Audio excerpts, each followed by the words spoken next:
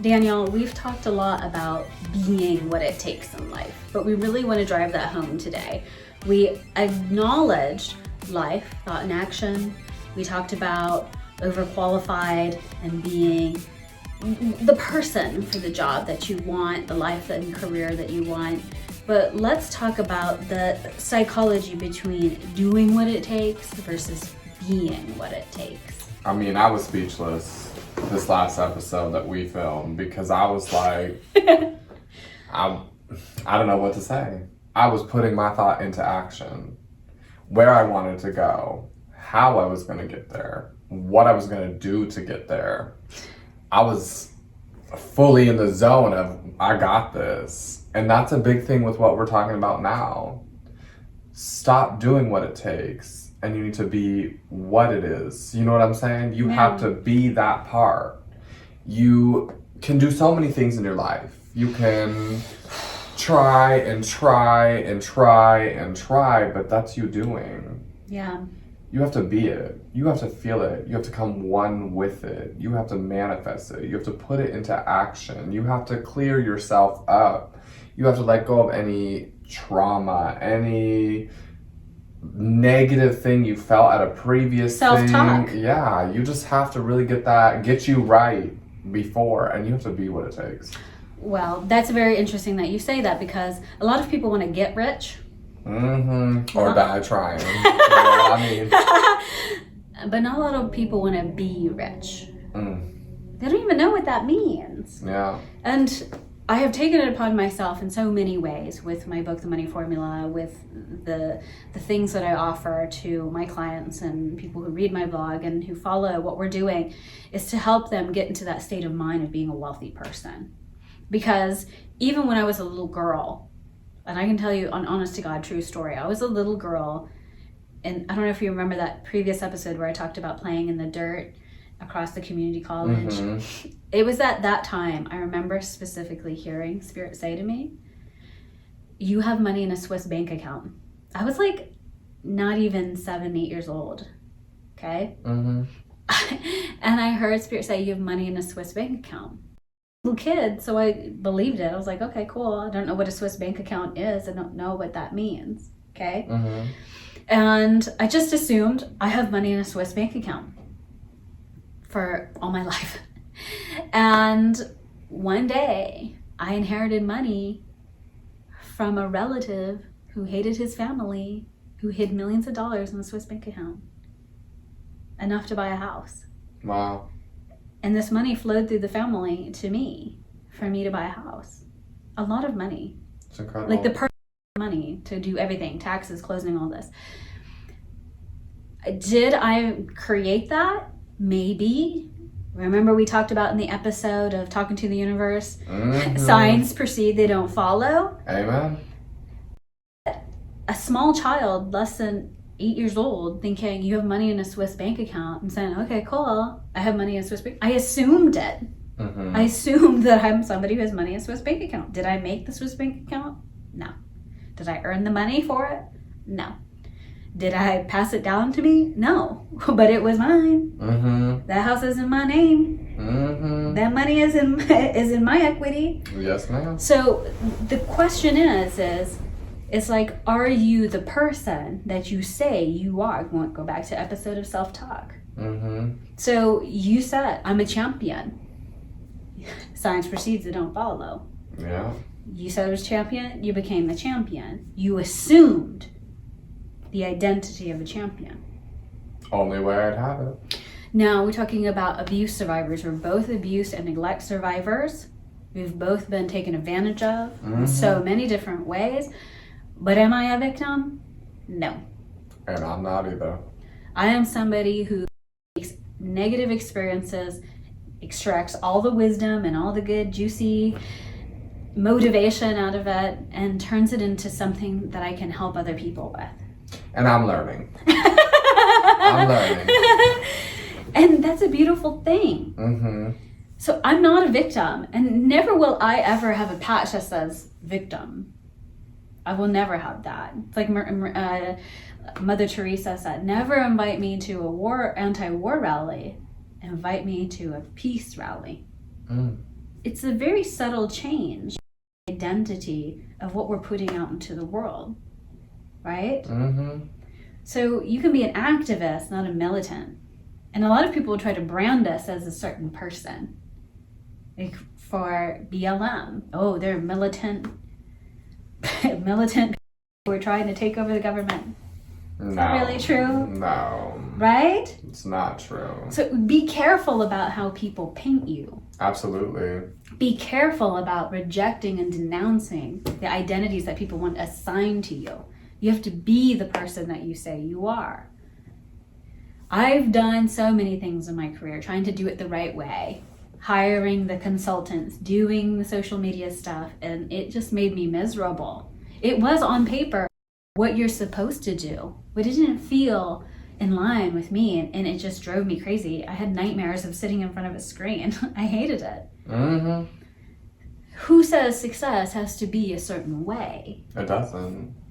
Success comes from who you are. We have our own way of making success. We have our own way of how we get there. Mm-hmm. But you have to be what it takes. Yeah. You have to be about it. You have to own the thought. You have to own the process. And I can't say that we each follow our own steps because it's not how, or follow the same steps because it's not how it works. No. For me, when I rode the horses, it was me doing it my way. I trained a certain amount of times a week. I gave my horses so much time off. I went to certain shows that other people didn't go to, but it was me and how I did it. It was my path. I had to gear up and say, this is what I want to do. I had to make a plan. I had to say, I'm going to do it. I'm going to follow through with it. And that's how I did it. Right. But you wouldn't have done it, though, unless you said that this is who I am. Absolutely. And I had to take endless weekends away from things, endless time away from people. And just me and horse time. I don't think there was a weekend that I wasn't on the road. I was so busy. Mm-hmm. I was always packing 5 or 6 horses in my horse trailer, getting ready, paying ridiculous amounts of money for horse shows that I don't even want to mention, having a credit card at 17 maxed out at 50,000 because I couldn't do it, but I did it. Yeah. I told myself, I don't care what it takes. I'm going to win. I've ridden horses that people said impossible. Impossible. I remember a horse trainer in Texas, one of my favorite people to this day. She's real cute. She had a horse named Ruby.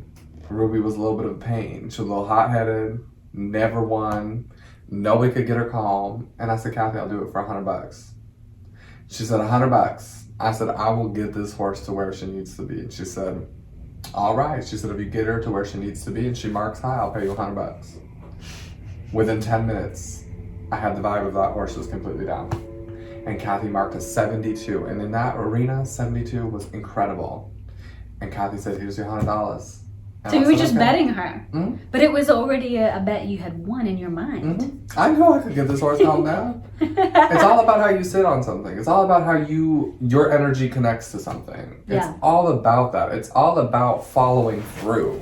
Yes. And for me and that horse, I mean, little Ruby Red, she's my favorite. I mean, I got her to where she needed to be. Her owners are old. They don't ride her anymore. She's just at a training facility.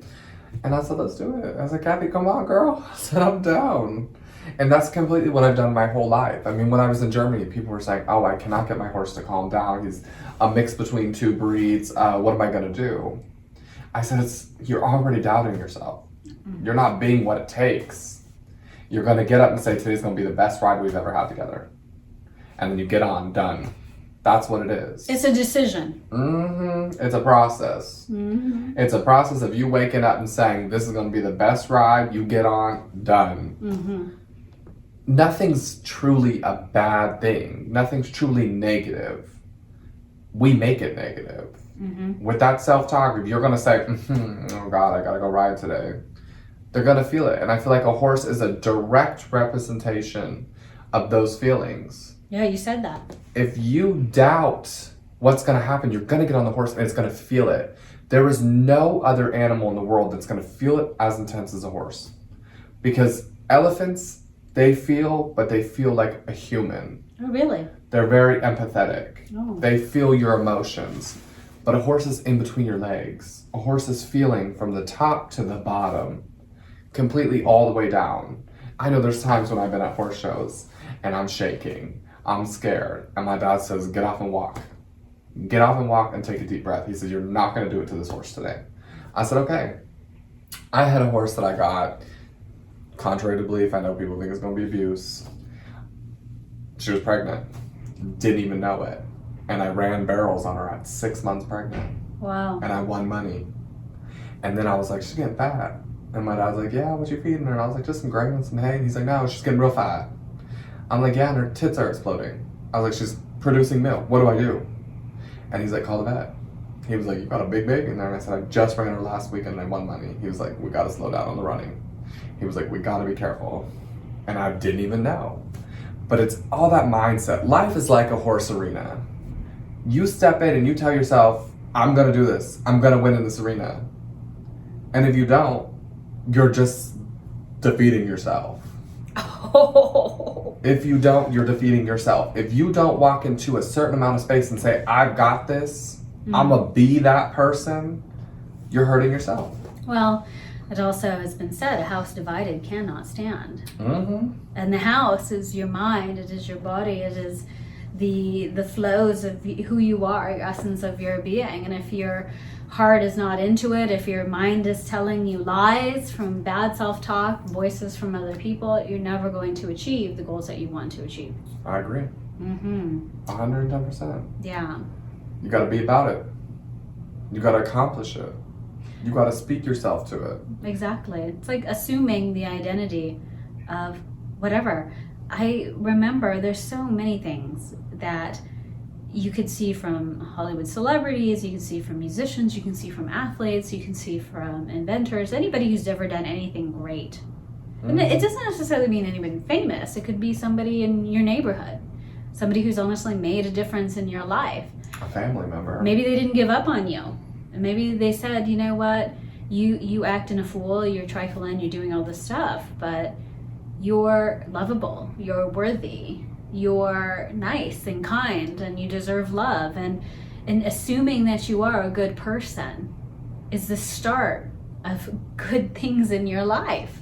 Absolutely. If you start saying about yourself, I'm not a good person, I'm a victim, I'm not lovable, I'm ashamed, I should be ashamed, then you start attracting those types of people who prey upon that vulnerability and that weakness. That's some truth right there. I'm sick, I'll never get better. Where are you going to find yourself? We've said this in a previous episode. You're going to find yourself in the hospital, surrounding yourself by healers and doctors and all sorts of people. And it's like, I'm healthy. Yep. Let the weak say I'm strong. Let the sick say that I am whole. Like, it really is assuming the state of being that you want to be in. Absolutely. You know, if you're happy, it's really about assuming the state of happiness and being a happy person. Not I will be happy, not I will be rich, not I will be successful. I am successful. I am successful because I show up. I'm successful because I really commit myself, body, mind, and spirit, to my dreams. I'm successful because I am what it takes to be successful in life. I have just what it needs. And I've gotten to this point, Daniel, in my career where I'm just like, you know, great, I have diplomas out the wing and certifications and a decade more of experience, and I finally got to this point. But I'm going to be honest with you, I am just as qualified when I was 23 than I am now, because my greatest skill is just showing up, being present in the moment, feeling what it takes to be a success, and putting myself 100% to whatever that could be. Could be, like I said before, it's like if I show up to go renovate my house, well, I'm picking up the dead rats and putting them in the trash. Sometimes you gotta do it. If I gotta sweep the floor, I gotta sweep the floor. You've been to my house, I'll wash the dishes, put my little gloves on and wash the dishes, vacuum the floor.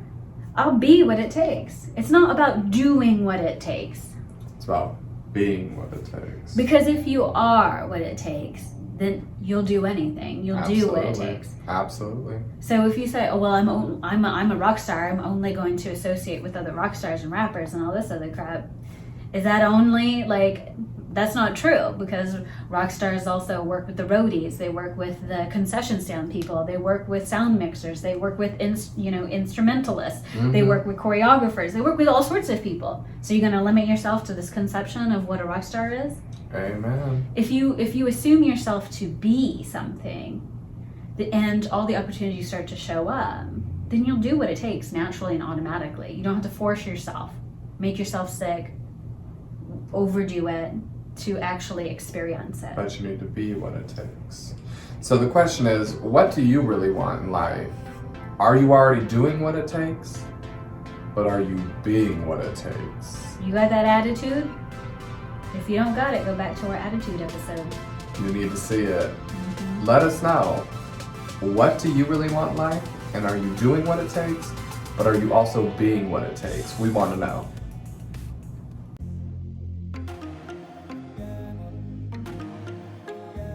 Harnessing that personal change Absolutely. to manifest the life you want. So that's the thing I'm saying to you. If you're having scary thoughts, if you're having thoughts that are self-defeating, doubtful, self-destructive, you don't have to let those thoughts drive you insane, drive you to tears, drive you to hurt yourself or others.